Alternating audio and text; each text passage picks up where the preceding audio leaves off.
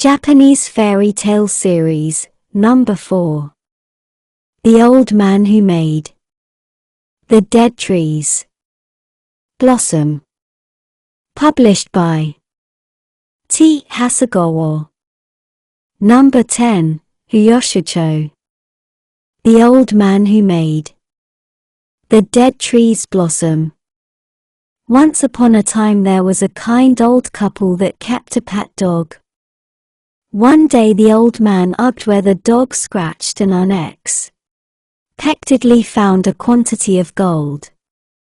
Now there was a bad-hearted couple, their neighbors, who envied them their good fortune and asked them to lend their dog.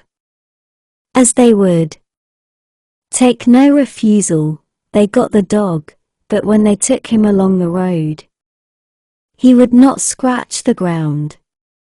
Therefore they made him scratch, and then dug where he scratched. But instead of finding gold, they only found a lot of filthy stuff. Then they got angry and killed the dog, and buried him under a small pine tree by the wayside. The pine tree suddenly grew to a great size, and the kind old man cut it down and made a mortar out of the wood. When he pounded barley in that mortar, the barley would flow up out of the bottom and overflow without end. His neighbor again envied him, and borrowed his mortar to pound his barley in. But when he did so, his barley all turned out cracked and worm-eaten. Then he became still more enraged, and broke the mortar to pieces, and used it for firewood. The kind old man then took some of the ashes of the mortar and scattered them on dead trees, and made them blossom. He was plentifully rewarded for this with gold, silver, and pieces of silk by the prince of the country, and so he came to be called the old man who made dead trees blossom.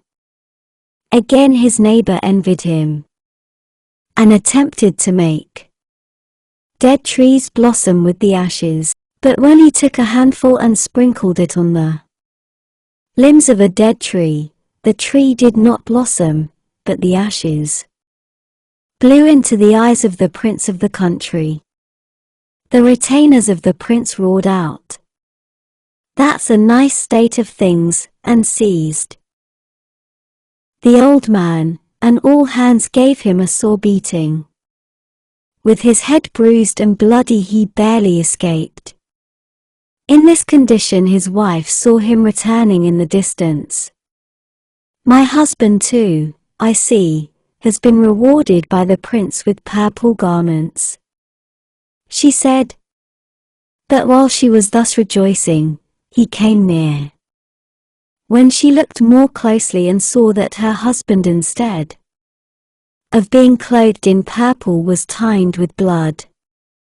As to the man, he then took to his bed sick, and at last died.